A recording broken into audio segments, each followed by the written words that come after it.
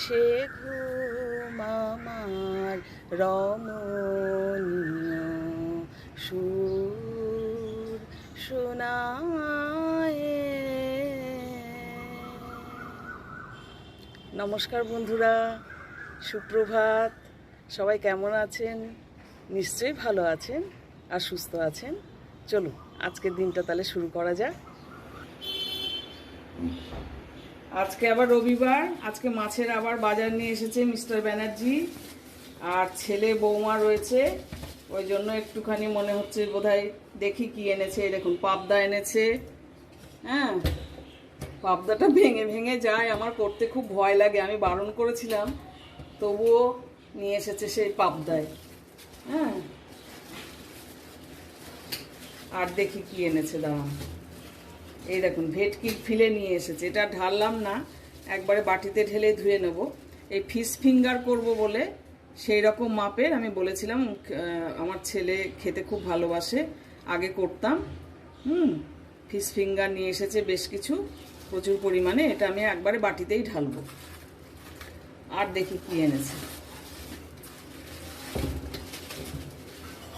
এই দেখুন এই পমপ্লেট নিয়ে এসেছে, পমপ্লেট কয়েকটা নিয়ে এসেছে। আর কি এনেছে দেখি,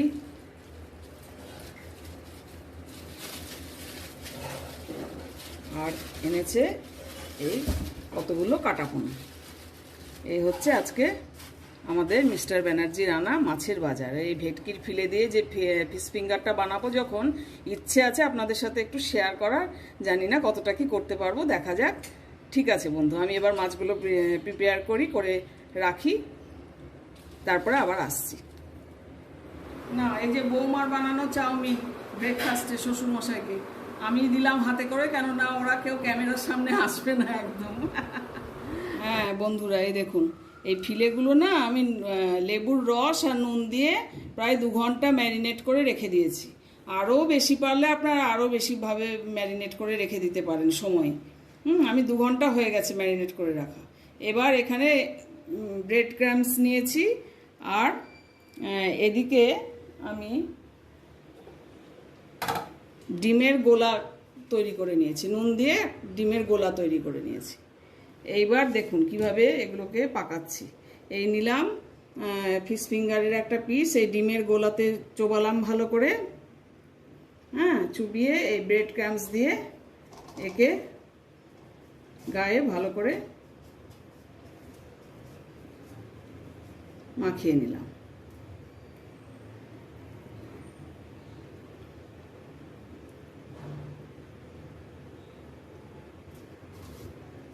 এইভাবে বেশ চেপে চেপে চেপে চেপে দেবেন, যাতে ঝুরঝুরে হয়ে না পড়ে।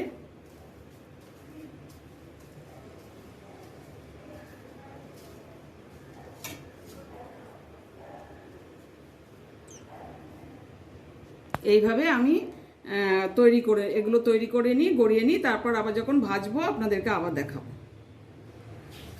হ্যাঁ, এই দেখুন বন্ধুরা, এই 3টে হয়েছে ভাজা। হ্যাঁ, এবার আস্তে আস্তে আরও দিয়ে দিলাম,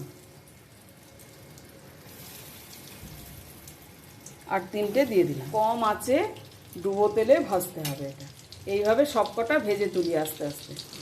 হ্যাঁ, এইবার সার্ভ করলাম। অর্ঘ্যকেই দিলাম আগে, আমার ছেলেকে একটুখানি টেস্ট করে দেখুক জিনিসটা কেমন লাগছে ওর। না অর্ঘ্য, একটু টেস্ট করো।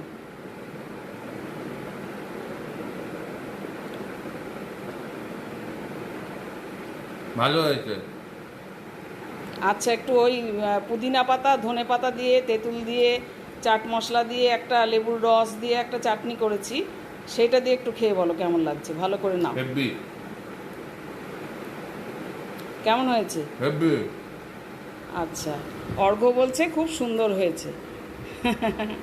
ঠিক আছে, আবার পরে আসছি। এভাবে আপনারাও করবেন, বাড়ির লোকদের মাঝে মাঝে খাওয়াবেন, সন্তুষ্ট হবে। তবে আমরা তো দুটি প্রাণী, যখন থাকি তখন এসব করতে ভালো লাগে না, ছেলে বাইরে থাকে, কাজে একদম ভালো লাগে না। গুড ইভিনিং বন্ধুরা। তারপর সবার হোলি কেমন কাটলো? রং উঠলো?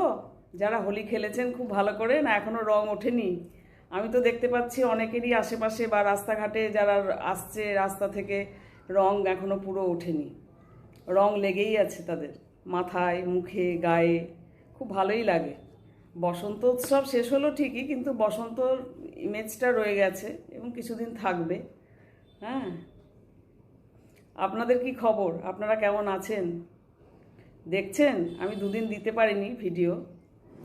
ছেলে বৌমা এসেছে, একটু ব্যস্ততা বেড়েছে, ওদের সাথে গল্প করতে খুব মানে সময় চলে যাচ্ছে অনেকক্ষণ, গল্প ছেড়ে উঠতে ইচ্ছা করছে না।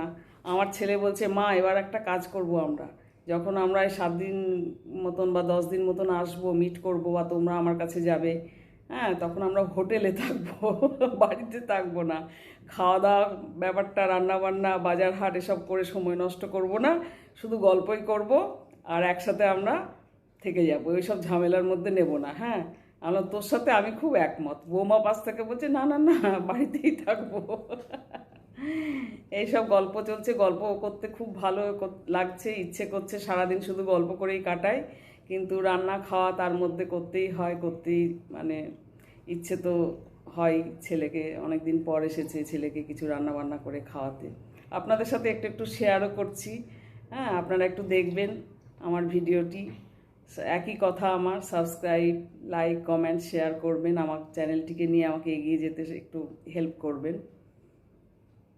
এই বলে আজকে শুভরাত্রি জানিয়ে তাহলে আসলাম। হ্যাঁ।